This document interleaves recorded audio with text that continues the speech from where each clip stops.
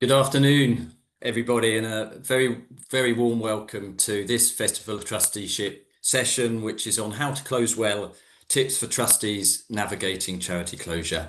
I'm Richard Litchfield. I'm Chief Exec of Eastside People, who are the hosts of the Festival of Trusteeship. And I'm so pleased that you're all joining us. This is going to be a fantastic session and one that's very close to my heart over the last couple of years. Eastside People, we've been working with lots of different boards on helping their organisations to navigate what are very difficult times at the moment.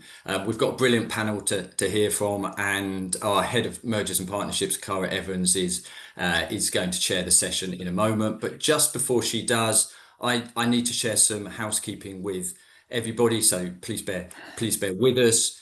First of all, the session will be recorded. Single session ticket holders, if you're one of these folks, will be sent links to the relevant session, and weekly pass holders will be able to access all recordings. Please stay muted on the call unless asked to unmute for any reason. Closed captions are available, but you'll need to enable these on your settings. And perhaps most importantly, please use the chat to ask any questions and share your experiences. We'd love to hear from you. Keep the questions flowing all throughout the session. We'll do our very best to answer some of those for you. Of course, please keep your comments respectful and useful and relevant. On the other hand, if you'd like to ignore the chat because you just want to focus on the discussion, that's absolutely fine. And if you don't already have one, you can still purchase a weekly pass. I think we've got 10 sessions left running throughout the course of the rest of Trustees Week, and we'd love to see you in other sessions. Just a couple of other bits of housekeeping. This session is in the public domain. I've already mentioned that we're taking recording of it, so please don't share anything that in the chat that you wouldn't want to be made public. Okay, and then on to our sponsors.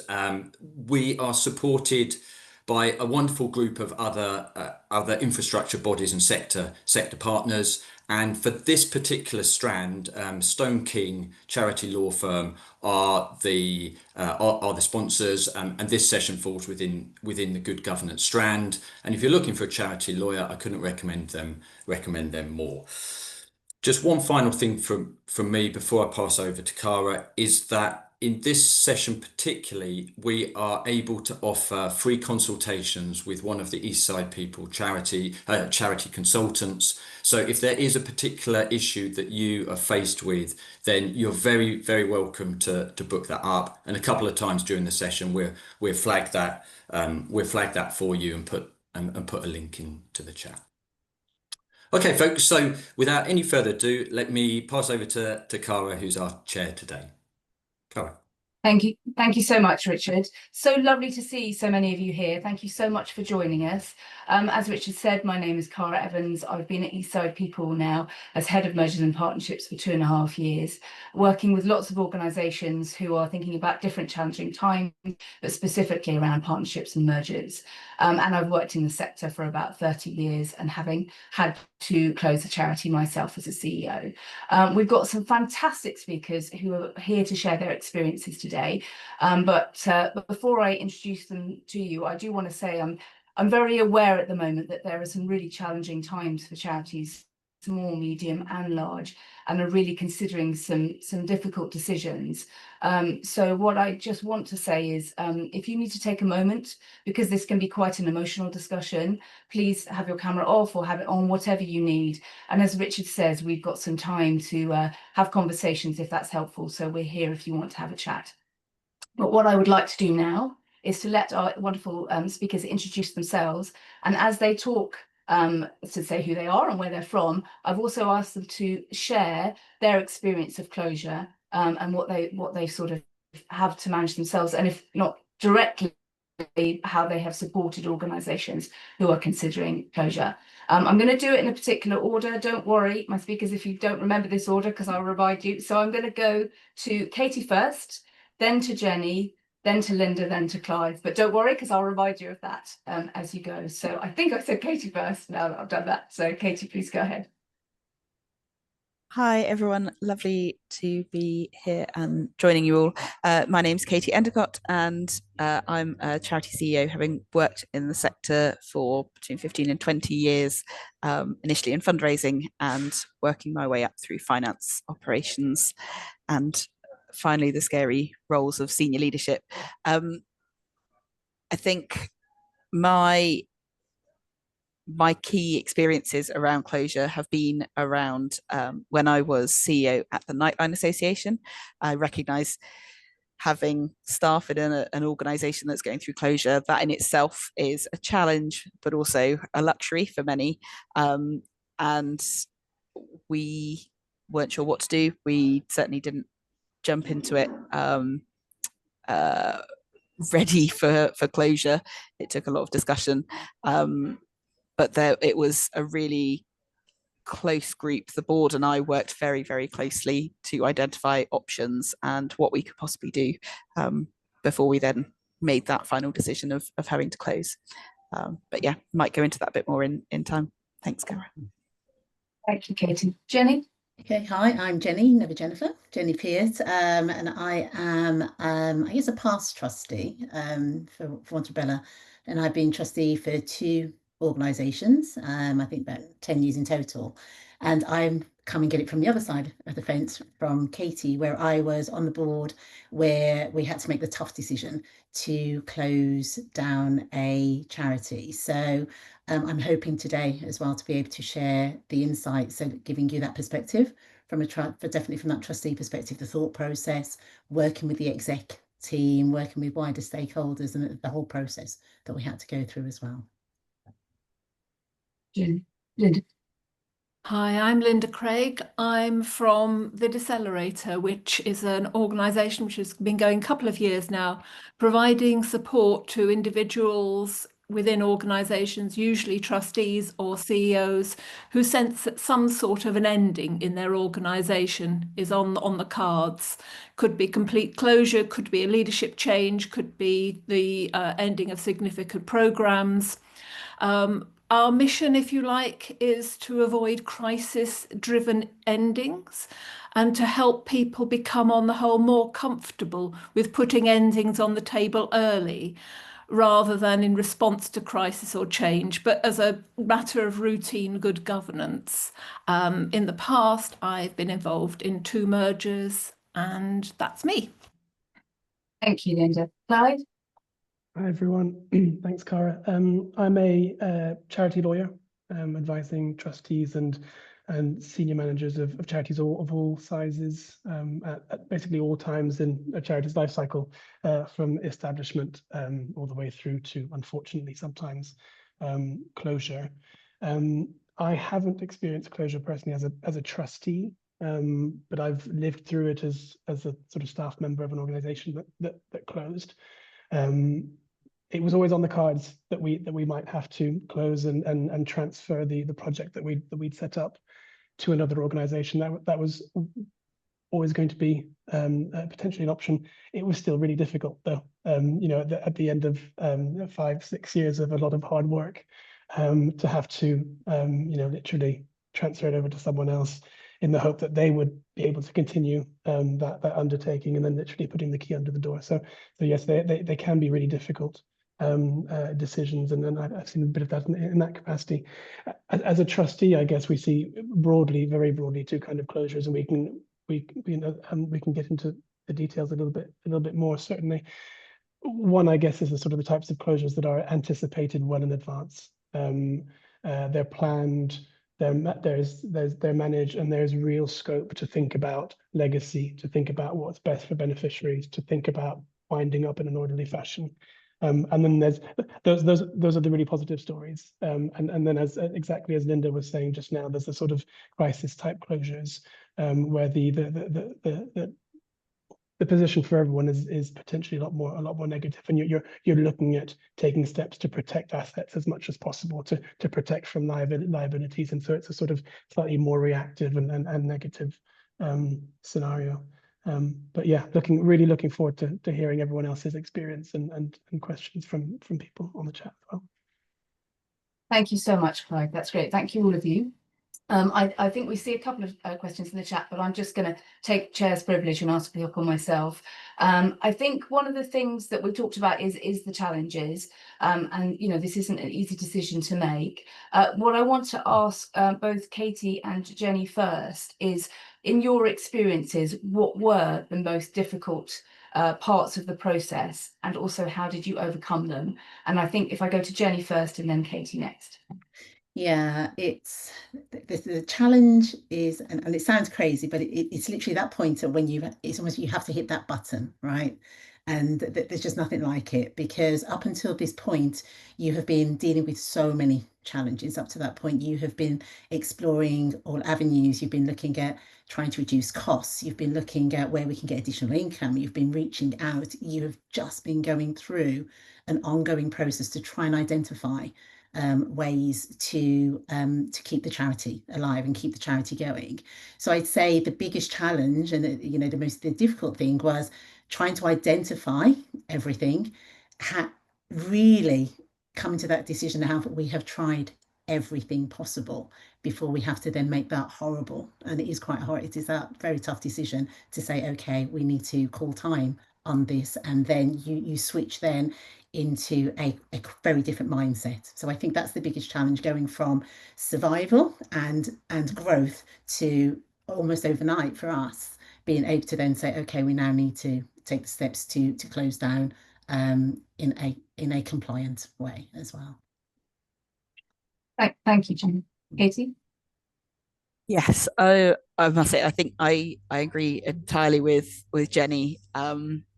It was really hard to make the decision of, okay, we won't put funding applications out anymore. We recognise this is it. But I think it was myself and one other staff member, both part-time, working for an organisation with 2,000 volunteers, and actually going to those volunteers whose parents had been involved in the organisation, whose grandparents had been involved in the organisation, that history, and kind of share why we've had to make these decisions, was probably more of a personal challenge than anything else. Actually saying, yes, this is the decision we as a board and senior leadership have made. Actually, this is it. And that was incredibly tough.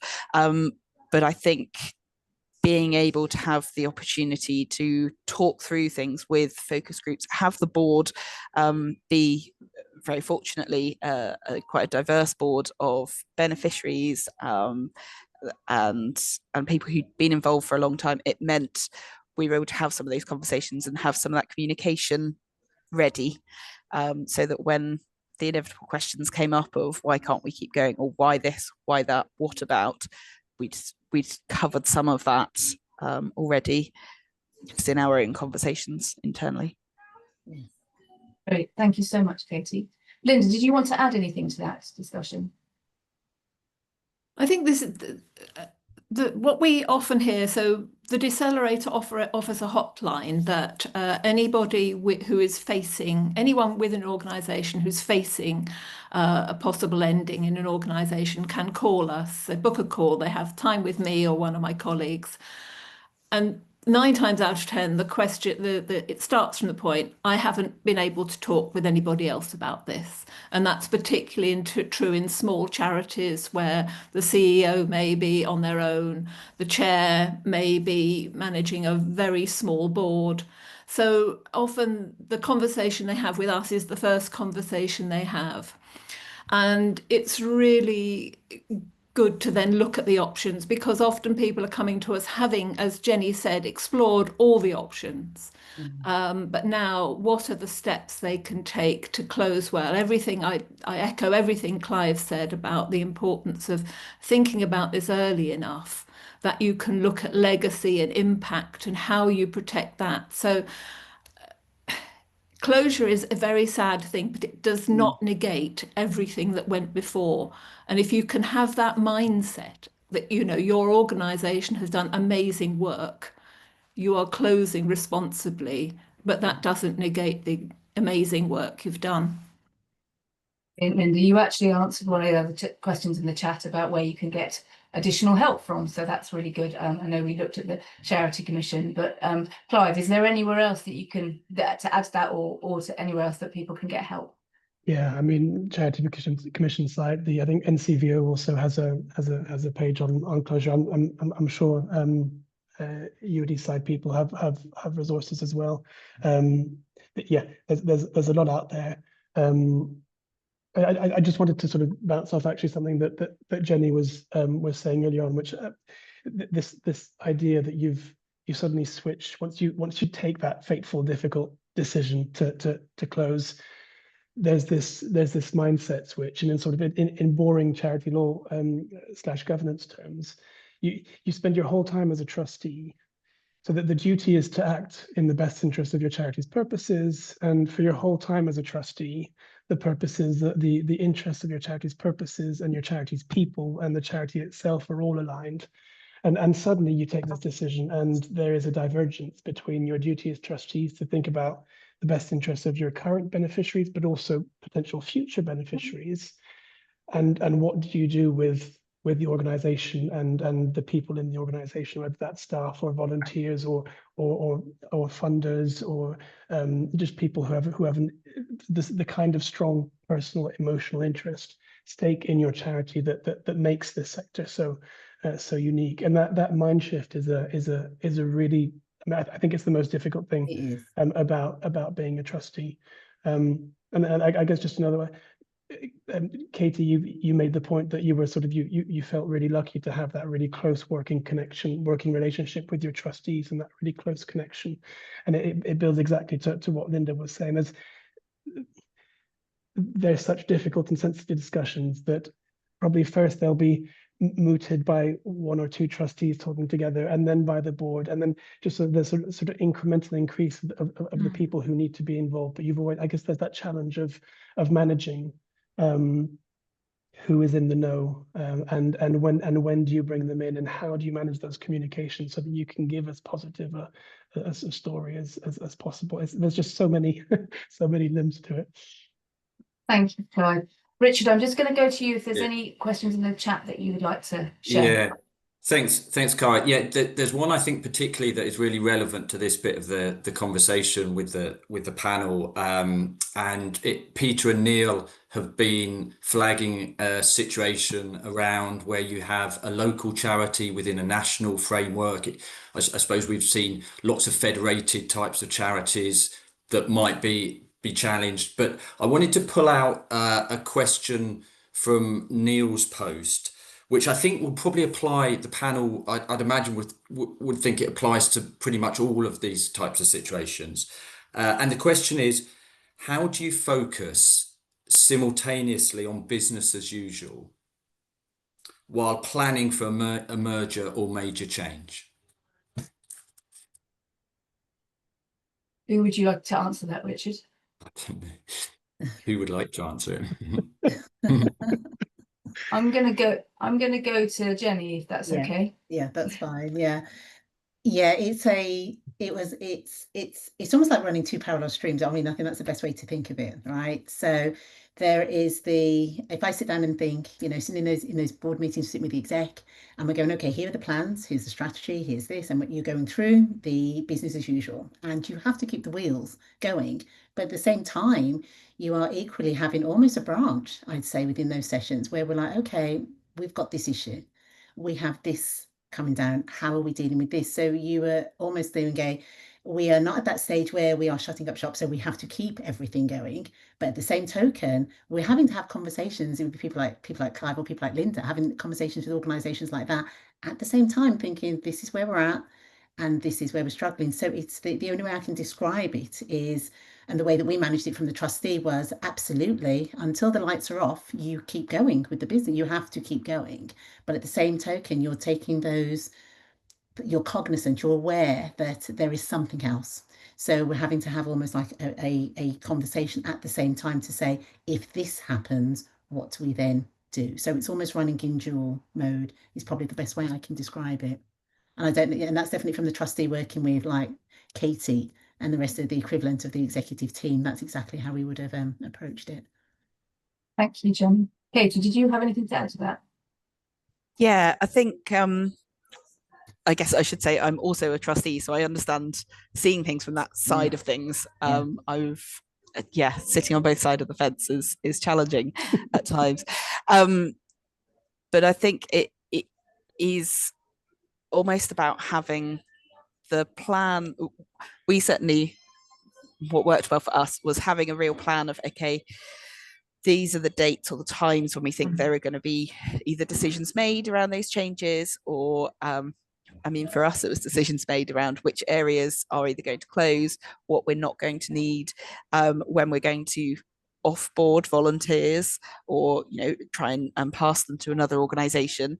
And until that point, we keep going as normal. So there were certain operations and elements that kept going right until the very end. Our service delivery, for example, was one of those, and then we made sure it was kind of handed over to another organisation. But there were other elements like our fundraising that we were able to slow down and reduce, and just look at kind of contacting donors and saying thank you and explaining the situation. So I guess our work did and didn't change over the time, but it was about what exactly that communication was with people, and recognizing that there is business as usual, but it might not be the usual that you've been going through. Good. Thank you. Richard, are you all good? Can I take another question? Sorry, Cara, do you mind if I just go ahead? Can I of just course, jump on that really quickly? Because it's such a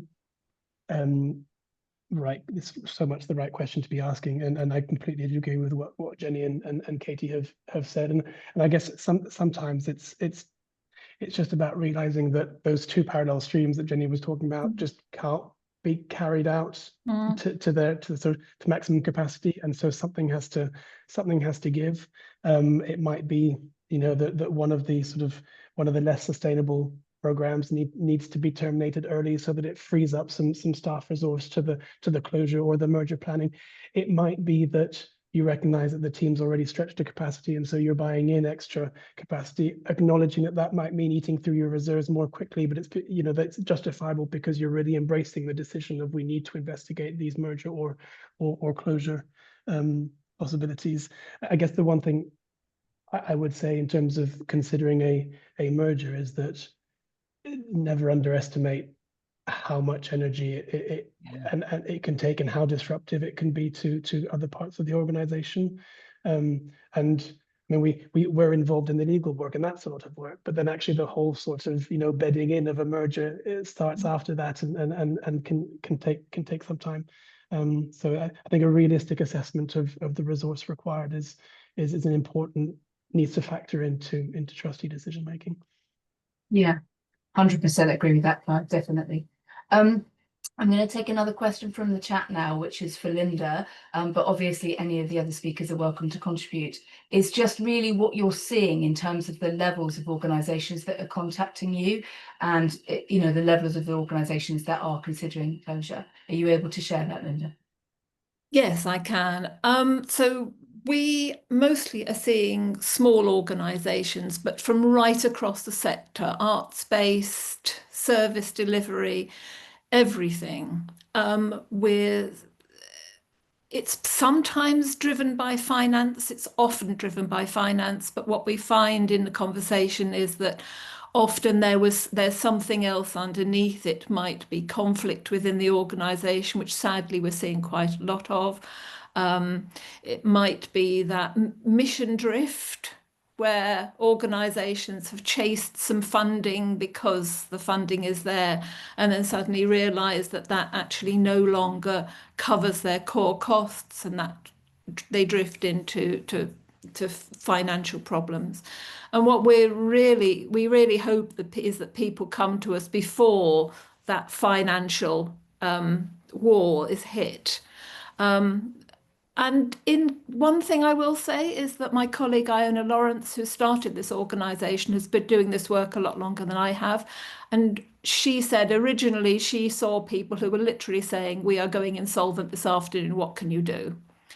And we're not seeing so much of that. People are coming to us with more of a plan, or certainly more of a desire to have a plan, that will take them to close well, respecting everybody that's involved and focusing again on legacy. Yeah, I have definitely got a question about legacy, which I'll come to in a minute. Clive, did you want to add anything to what you're seeing at the moment? Yeah, I mean, similar trends, I guess. I mean, you know, it's no surprise when you look at the landscape as it is currently. And I mean, you probably all saw that statistic recently that said that 49% of small charities consider themselves at risk within the next 12 months. That's quite a bleak statistic. I guess I would stress, yes, the importance of recognizing where things stand as early as possible. There's the sort of the importance of having the sort of financial but also mental headroom to think about that positive narrative of what can we do positive out of this unfortunate and difficult situation. But also there's I guess the sort of more technical legal point. We talked about that sort of the mind shift of thinking about the organization's interests and beneficiaries' interests being aligned, and that divergence is a sort of quite dangerous territory when you get close to insolvency of potential insolvency related liabilities. And I think it's really important for trustees to be on top of the charity's finances when they're getting anywhere near that territory. That might mean, you know, increasing the frequency of meetings. That might mean, you know, asking for more regular reports on what the charity's financial situation is, just so that there's sort of much more of a finger on the pulse when you're getting into that fairly critical territory. Yeah, that's great, Clive. Thank you so much. Richard, is there any other questions from the chat that you would like to share? Oh, there's some great comments and questions coming through. Can I just read out two for you, and then perhaps you could decide where to feed them into the discussion, but just so you're aware of them. So the first one was about, I think this is a question really about timing and how can you, this is from Rob, how can you tell when you're out of options? You know, what is that trigger? I think is what Rob's trying to ask here. And how do you actually know? So that's one question. And then a bit further down the chat from Teresa I think this is a brilliant question about board dynamics and culture. And she's asking, is there any advice from the panel about how you can achieve a consensus with your trustee group, especially when the situation is very dynamic, it's deteriorating, and you've probably been having these conversations, you know, let's be honest, a lot of times with the same group of people over, you know, a number of months now. So, Yeah. Thank you, Richard. Who would like to take the tipping point question? Can I do that? I thought one? you were going to go. Jenny, I wasn't sure. That's what but I'm I'm nodding going thing. to. Yes, it still feels so super fresh, unfortunately. Yeah, it's a fantastic question, and that it really, really is a good one, because the tipping point in the instance that we had was we had the plans laid out, so we did the forecast. So, you know, it was a fairly functional board who were looking, not a very big board, but, you know, very functional, who knew what the numbers were. The tipping point for us was as a board, we did bring in an additional, I think it picks up on Clive's point about the finance. We brought in somebody to work alongside us with the finance. We were all pretty savvy, but we brought in somebody to give that view. And they told us the crystal point. They said, by this stage, you need to be in a certain position. If you are not, that's. And so for us, it was, and I think it was the phrase somebody, you know, I saw it was the tipping point. That was the tipping point, which was, if by this time you're not there, then that's the tipping point. The trigger for us was when we started to look through the numbers and say, okay, when we're looking against plans and targets, we're just seeing that we're dropping below. So it wasn't just this one great big trigger, that it was almost, in this instance, quite a drip feed, which then became something much bigger, and then led us to a tipping point on that side. So yeah, it was definitely the financials in that instance, which was the big trigger, and it came earlier rather than late until we hit that big crescendo is probably the best way to describe it. Jenny, that makes a lot of sense. Does anyone want to add to that question, or is anyone ready for the consensus? Katie, you go ahead. Yeah, if that's okay. I think it was part of a discussion over quite a long period, and apologies if I'm jumping ahead, but thinking about closure being not on the cards, but a conversation at a regular intervals rather than it just being kind of final option. And I saw some comments in the chat around that, and it wasn't around us closing, but it was actually, who are we serving? Are we still the experts? Are we still have we still got that USP versus other organizations, and how else can we work with those? And I guess for us, I came in thankfully with we got some funding. I came in and was a fairly fresh set of eyes. It had been a brilliantly run volunteer-led organization for a long time. It's people that had a real passion for it, but didn't necessarily have charity knowledge or background to kind of having seen that in other organizations. And I think I perhaps came in and asked some probing questions of, okay, how does this work on the longer term, or in the longer term? How do we manage to maintain this level of funds? But it was also about our standard of service. How do we ensure that changes? And fundamentally, we needed to change how we operated, as we were a membership organisation, which I know that they have very much been fighting a battle recently. But as a membership organisation, we needed to change how we operated. And for us, the tipping point was, if we haven't got enough of our member organisations on board by a certain point, we need to close, because we're not going to be able to shift everyone's mindset, and we've got to draw a line. There wasn't an official that's it, but it did have to be a line drawn with the board. I think we probably had quite a few board meetings of, we'll wait till next time and then we'll draw a date. We'll wait till next time and then we'll set a date. But actually really setting that in the sand and saying, no, this is our hard date. And at that point, we've got other options lined up for our beneficiaries. But yeah, it's really hard to identify a specific tipping point if it's not financial. I think if it's financial, those reserves are quite a crucial one, that forecasting. But otherwise, it's hard. Yeah, I do get the sense it really depends on your organisation, and it is going to be on a case by case basis. But it comes down to, that point where you have to make that ultimate choice. I'm really sorry, I've got a bit of a cough, so if I suddenly disappear, it's because I'm coughing, but hopefully it'll be all right. I'm going to read the question again that Richard said, because we probably have all forgotten about it since the last bit. So it was about any advice on achieving a respectable consensus on winding down amongst trustees when discussions have been happening for a long time with different views from a small number of people, and the situation is deteriorating with danger of a crisis decision. So I'm actually going to look at Linda to see if she's up for answering that one. Is that good? You can, although I don't know the answer, because it very much, if you're in a crisis situation, but your board were already not all leaning in the same direction, then this is not going to help. So I think it's part of all of us, and I'm a trustee too, all of us thinking regularly about board maintenance and making sure particularly that everybody understands that it's the charity that we are all responsible for, not any particular beneficiary, not any particular person. So that's, I suppose that's my thing. First of all, is this sort of keep your board healthy. I would say key thing is realism. Quite often the thing that is stopping, somebody said to me recently that a lot of organisations, you get nostalgia.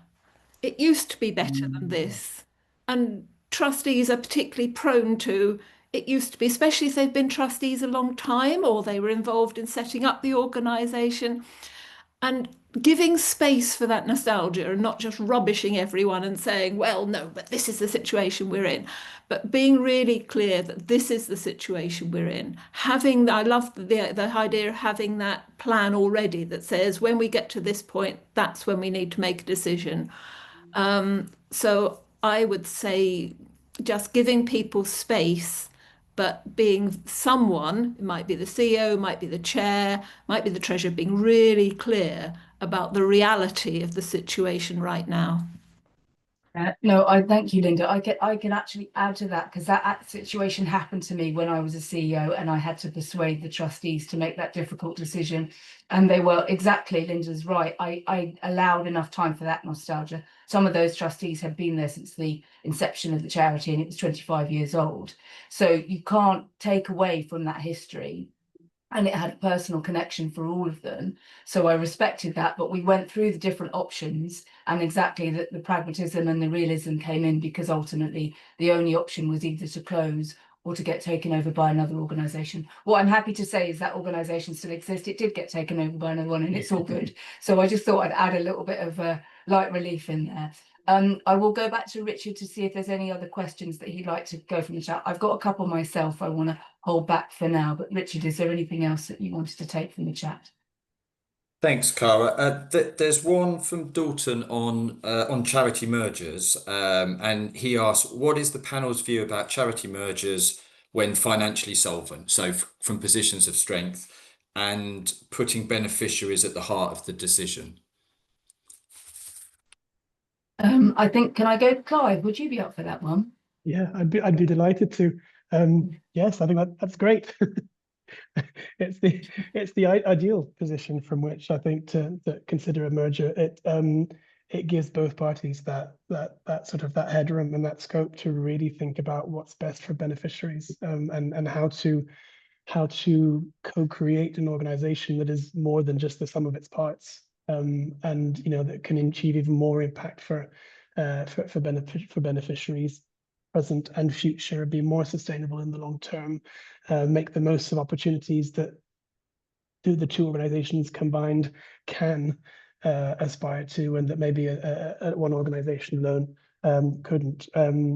Yeah, absolutely. It also gives the financial position to be able to resource it appropriately so that it doesn't detract from business as usual activities.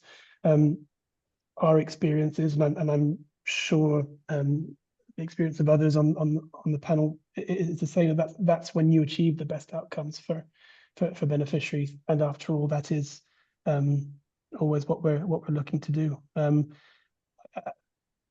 I guess there's the loyalty and emotional connection that trustees feel to their organizations, I think perhaps means that doesn't happen quite as much as it should, because there's a sense that there isn't an incentive, and actually that sort of loyalty to the organization itself is too strong, which is completely understandable as well. Excellent. Can I ask any of the other speakers if they want to add to that question? Go ahead, Linda. Just wanted to say how I've been in that situation a couple of times where a merger has been from organisations that are relatively stable. And I suppose the main challenge is around the loyalty also of the staff team. If you're talking about an organisation with a staff team, people feel very loyal to their culture. And unpicking that culture and making sure that people feel that we as a team will create a new culture, but we won't forget about the old one is really important. I think probably one I was involved in, we didn't give enough time to that, and I think that was a mistake. Linda, I'm just going to add on that. Obviously, I'm going to say yes to the merger question, definitely. That's what I do. And I think it's worth saying that we are seeing a lot of organisations at one end of the spectrum who are in trouble and are thinking about it. What I always say to those is, please come and talk to us early to see if we can help you, whatever that is, because the sooner you do it, the more likely we are to find you a suitable partner. But we are also getting organisations from the other end of the spectrum who are thinking about merger, from a positive position, but about growth and about diversification, or a bigger voice. And you'll see that from the Good Merger Index, if any of you have looked at that. We saw a 30% increase this year. So it's definitely happening. I'm not going to say it's easy, because it isn't, but it is an option. But if you want to consider it as an option, please do think about it as soon as possible. And Linda is exactly right. The biggest challenges we find when supporting organisations that are looking to merge is around culture and bringing those cultures together, but also data. Data is the other one. There's lots of other things, and Clive will know about that too, but those are the two biggest things. So it's just worth bearing that in mind. Richard, I'm going to come to you for a question in a minute, so you're ready. But there is some specific questions that I did want to ask about liability. And I think this might be to Clive, about what are the risks of personal liabilities for trustees during a closure, and how can we mitigate them? Yeah, that's a really important question, Cara, and obviously it's one that will be at the forefront of trustees' minds. I guess two points. One is that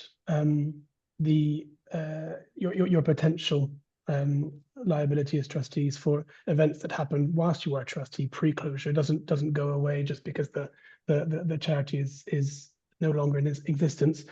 Actually, what it does mean is that you don't have the protection of the charity, either because it was an incorporated charity that protected you through limited liability, or just because there were assets in the charity from which you as a trustee could be indemnified if the liabilities you incurred were properly incurred.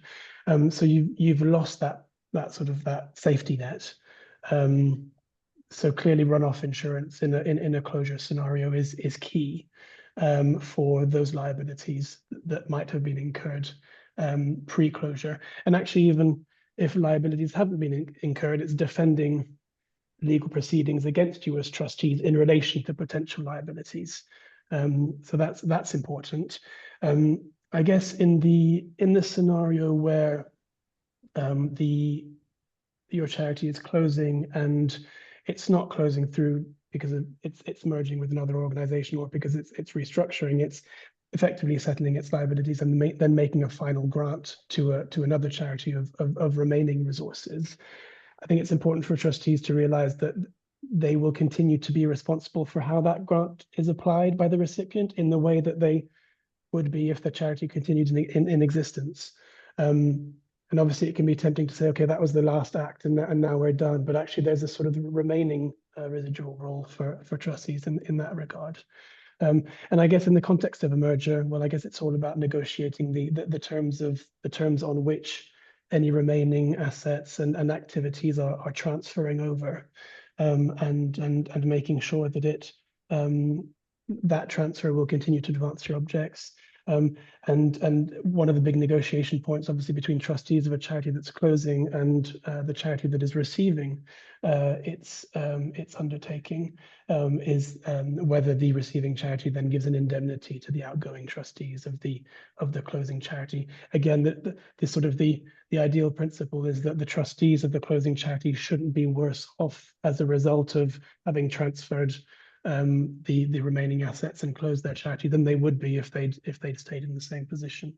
And then again, I mean, in the specific context of insolvency, when trustees know or ought to know that the assets of the charity are insufficient to meet liabilities as they fall due, i.e. the charity is insolvent, there is the potential risk of personal liability for insolvency related offences, where there is a loss to the company as the result of a trustee's actions.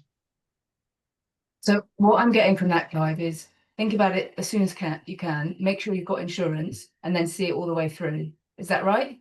Yeah, that's right. And if I can add to that as well, I would say Yes, please. get the advice and get guidance early. 100%, because when we went through the process, I think on reflection, maybe we could have done it a bit earlier, but we did take the advice. And what that meant from a trustee was that we knew that everything we were doing it to the letter, and we were doing it, so for us, it made a difficult process so that we could focus on the charity and what we need to do for the charity. knowing that we were doing everything to protect ourselves as well. So I would definitely say, from a trustee perspective, get that guidance and advice earlier so that you know that you're doing things in the correct manner as well. That's brilliant, Jen. Thank you very much. Richard, can you do your 2 questions again? And then I'll have the final question. I hope you've got there's nothing, there's nothing new, I think, at this moment. So maybe it's good for you to do your questions. Okay, cool. All right. So then I've got 2 questions for you then, which is one both for Jenny and Katie, really. One of the things I said earlier is that this actually can be quite a stressful situation. So can you say how you looked after yourselves during that process? And then my final question to all the speakers is, based on your experiences and based on what you know, every time you go into a new situation, what is the one thing you take with you? What's the thing that you're learning each time? That makes sense. But if I start with, how did you, Katie and Jenny, look after yourselves? Jenny, I'll come to you first. Okay, yeah. I did lots of walking, definitely. And I think for me on that was, I guess it's on twofold. So there was the physical side, so literally just doing your wellness and making sure that you know that you take care of yourself in that way. The other side as well, which was what helped me, and I think was being able to talk with the board, and it was a shared load. I think that's the only way I can describe it. It is a shared load, but it was that realizing that, yeah, it's a horrible thing that we're going through, but we're going through this together, and to support each other through. So I think that was that. And then I think the final thing as well that helped was, and it was I guess it was the stakeholders, it was the other audiences that we were engaging with as well. It was almost making sure that they were okay, if that makes so making sure that they were okay, as well as okay as they could be is probably the best way to describe it. It helped me definitely think, okay, I'm doing the best that I can. So if that makes sense, so it's doing right by them helped me go, okay, I can manage this and I can get through that. But definitely it was realizing that not on your own, really. So whether that's other trustees, the exec, just don't go through it on your own, is definitely have that, whatever that support looks like, work through it with those individuals. That's brilliant. Thank you so much. Katie? Yeah, completely agree. Just having that network around me, I guess as a staff member, I heard that there are groups for small charity CEOs, and particularly once we'd reduced to just being myself as the only staff member, it really could feel like, oh, hello, is anyone out there? But actually we were an entirely remote organisation. I knew board members that were nearby geographically, so I would go and catch up with them.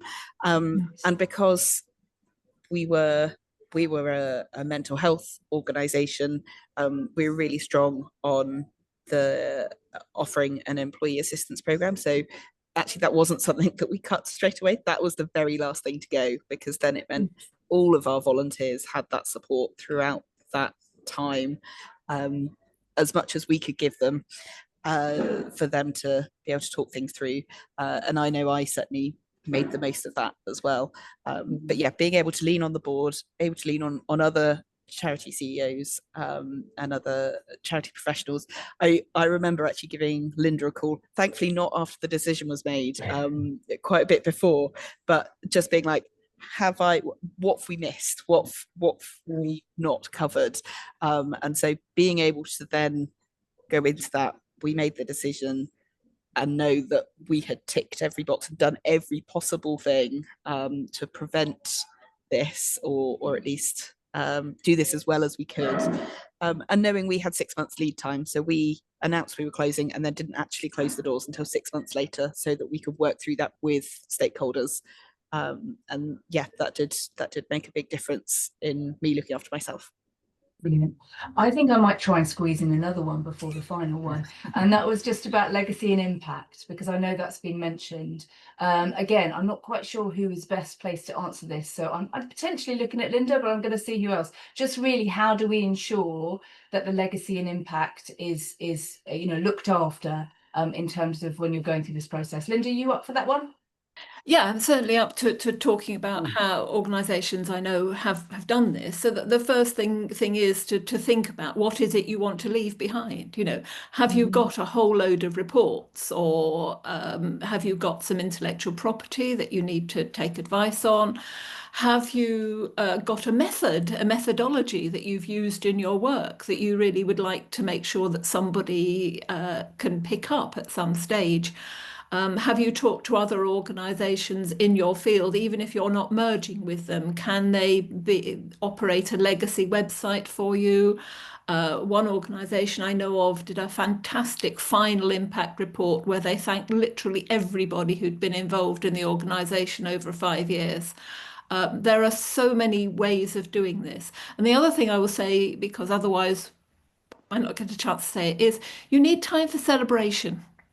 You may not be able to do that immediately because everybody may be a bit raw, but thinking about a time where you can all get together and say, look, we did a great thing. The great thing is no longer here. This is what we are leaving behind, and we're all very grateful and thankful. Yeah, no, I'm really glad you said that, Linda. Thank you so much. Anything else to add to the legacy impact? Otherwise, oh, Katie's going to go, but then Katie, actually, can you then go into what's the one thing you've learned? Brilliant, thank you. I just really felt this was a really strong one from our point of view, because we had that long lead in time. We worked out, you know, maybe we'll do a celebration event for our volunteers. They are based all over the place, but we'll do one. One turned into 3. So I essentially spent a week on tour going on these celebration events. But it was incredible bringing together those volunteers.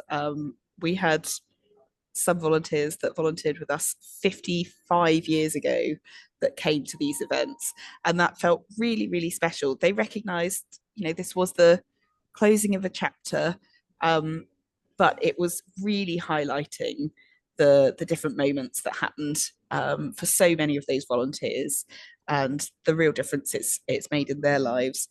Equally, we had, there was software that our volunteers created. So we made sure we found another organisation that took on the running of that, that made sure it still was accessible for all of our member organisations for free, so that, again, that didn't have a knock-on impact in actually delivering the service. But trying to think through all those knock-on effects of, you know, actually all of our information, all of our knowledge, where does that go? And again, we found a member charity who took that on and basically, right, this is yours to hold and keep living.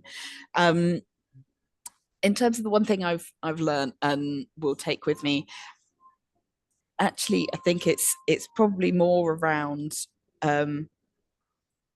going with my gut a bit earlier and raising those flags. So yes, I started as a CEO, but even then in my first trustee roles that I've taken on, sometimes it can take me a good few months, particularly if board meetings are kind of once every quarter, it can take a good few months to really get under the hood of the organisation, but actually to ask questions earlier and really try and find out what's going on, where we really are, rather than perhaps how it's been positioned or where people think we are. So that's my key learning that I've taken from it. Thanks, Katie. So the last 3, I'm going to go to Jenny first, Clive, and then Linda. So you can tell us your one thing. Yeah, so 100% agree with everything that Katie said there. Definitely about asking those questions earlier. I mean, I just want to reinforce that one. Just ask those questions earlier. And then equally, the thing that I think as well, sometimes when we go into, and I'm speaking for myself, when I go into board meetings, you go in because there's a protocol that you're going through the board meetings, right? So you're going through the papers, yada, yada, yada. So you're going through that. I feel like the thing that I've learned is to go in with not just that I want to receive information. I feel like the lens is about challenging more. And that doesn't mean it's challenging the exec. I think it's just challenging the status of where we are, I think, which is Katie's point. So I think my learning there is, yes, we are doing our protocol, going through the board. And yes, we absolutely ask questions, ask questions, ask questions, ask questions. But I think there's also this thing which is about challenging ourselves, which can be hard when you're in that moment of delivering the mission for the charity. But I think it really is about challenging as well. So I think that's the thing that I take with me, is I challenge a lot more when I go into organisations now than I probably would have before. Thank you so much, Jenny. Clive? Yeah, thanks, thanks, Cara. And I mean, I fully agree with everything that's been said, and there's some really insightful comments in there. I was struck by a reference by a question in the chat of this idea of sort of being ashamed of closure, and actually there shouldn't be any reason to be ashamed. Like, it is of course natural to feel that as trustees we feel that we've been entrusted with, you know, with this mission, with this purpose, and that it ought, that people have carried that burden before us, and we ought to be able to pass it on to others, and it's natural to feel that way. But actually, and it comes back to the points that were made earlier on about how the perspective of a restructure, of a merger, of a closure should always be on the agenda. Well, if we're saying that, it means that it should always be an option in the context of deciding what's best for beneficiaries. And so sort of maybe slightly, if we can help demystify the idea of closure as the thing that in certain circumstances is what is best for beneficiaries, especially if we can achieve the kind of legacies that Linda was referring to earlier on. And as trustees, to have confidence in why we are taking the decisions that we're taking. And if we're deciding to close from a position of strength because we decide that that's the best way to achieve a legacy, then there are good reasons for doing that, and we just need to make sure those decisions are well documented and well communicated. If, on the other hand, we're deciding to do everything that we can to save the organization because that's what we feel is best for beneficiaries, then again, that is a story that can be a reasonable decision to make in the circumstances, and there's a story there to be told about how you know, we did everything we could. And yeah, I guess sort of maybe slightly demystifying the idea of it, and as Katie was saying, finding those areas of value that maybe can be sort of handed over to others to take forward and to continue that legacy is a really lovely idea. So thank you. Linda, you've got 1 minute to tell us your one thing. So I'm going to agree with everything that was said above, but I'm also going to say that these are difficult decisions, and it's very difficult to make difficult decisions with people you don't really know. So I would say to every trustee on this call, think about how you get to know each other as people.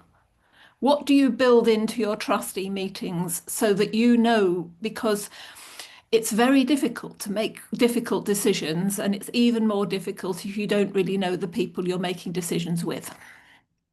Thank you, Linda. That's perfect. Richard, can I pass to you to close us off? Thanks, Cara. Well, listen, first thing to say is thank you to the panel. I think it's been just such a brilliant session. Really, really insightful, and loads of personal experiences in there. And I'm sure everyone on the call has really enjoyed it. I suppose I have a bigger hope to perhaps just mention from thinking about what you're talking about and this whole festival of trusteeship is that perhaps, if nothing else, it's about building the community so that everybody who's been on this call and in fact on the other events can feel not alone and in fact connected with other people who are also trustees. And these are often quite unseen positions, aren't they, that we may not see the fellow trustees who sit on boards that are going through exactly the same kind of challenges that we are. So I hope that it's helped. The festival is helping in that regard. I'm going to ask my colleagues who are working on the chat if they could just put up once again the link to the free advice sessions. As you'll have picked up, Cara and her team are dealing with these sessions, these situations all the time. So if anyone would like to book up a free advice session specifically about their charity, then please do. You can click on the link in the chat. We've got a range of other events that you might be interested in, so I'm just going to do a little plug for those. So at 6 o'clock this evening, we've got a session new to the board, how to make an impact on day one. Then tomorrow at 12:30, we've got a session, challenge accepted, how to disagree well, which I think will relate to a number of things the panel have been talking about on this call. On Thursday at 4:30, what trustees should know about being a CEO. So I think that will also put us in the shoes of the key exec role there. And on Friday at 12:30, I'm running a session on strategy that sticks. And we're also going to be touching in that session about what happens when you are in a crisis and when you have to throw the strategy out the window. So that's all from me, folks. Again, just a big thank you to everyone. There is going to be an evaluation question coming around very quickly, very soon. So if you could answer that, would be massively appreciated. And just a big thank you and goodbye from all of us.